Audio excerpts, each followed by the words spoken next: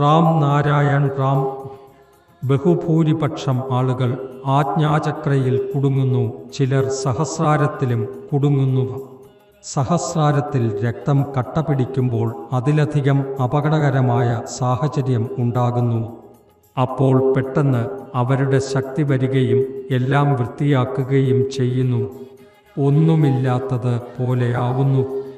സമാധാനം ചെയ്തില്ലെങ്കിൽ ഇതെങ്ങനെ മനസ്സിലാക്കും? സഹോദരൻ സഹോദരനെതിരെ തോക്കെടുത്തേക്കാം, പിന്നെ കൂടെ കൈകോർത്ത് ശാന്തനാകുകയും ചെയ്യുന്നു. വിവിധ കേന്ദ്രങ്ങൾ പ്രവർത്തനത്തിൽ ഏർപ്പെട്ടിരിക്കുന്നു. ചിലപ്പോൾ മഹാത്മാക്കൾ പർവ്വതങ്ങളിൽ തപസ്സിൽ ഏർപ്പെടാറുണ്ട്. അപ്പോൾ പെട്ടെന്ന് ഹിമപാതം ഉണ്ടായി ഗുഹയുടെ വാതിൽ അടയുന്നു. അതോടെ മരണം നേരിടേണ്ട സാഹചര്യം ഉണ്ടാകുന്നു. അകത്തുനിന്ന് അവർ വിളിച്ചു ചെയ്യുന്നു, ഞങ്ങളെ രക്ഷിക്കൂ, ഞങ്ങൾക്ക് സഹായം ചെയ്യൂ എന്നിങ്ങനെ. അപ്പോൾ ആരേക്കാളെങ്കിലും ശക്തിയുള്ളവർ അവർ തങ്ങളുടെ ശക്തി വിട്ടുകൊടുക്കുന്നു. അത് നേരിട്ട് ഗുഹയിലേക്ക് കടന്നു ഹിമം ഉരുക്കുന്നു. ഞാൻ ജന്മത്തിൽ തന്നെ എല്ലാ ശക്തിയും കൊണ്ടുവന്നതാണ്, അതുകൊണ്ടാണ് നിരവധി പേർ എന്നെ കാണാൻ എത്തുന്നത്.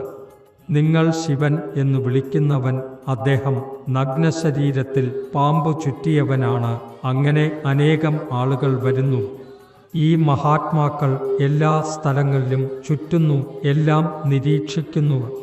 അവരുടെ ഓരോ ശ്വാസത്തോടും ബന്ധമുണ്ട്. സാധാരണയായി അവർ രാത്രി 1 മുതൽ 3 വരെ ചുറ്റുന്നു. എന്നാൽ നിങ്ങൾ ആ സമയത്ത് ഉറങ്ങിക്കിടക്കുന്നു. അവർ എന്താണ് കണ്ടത്?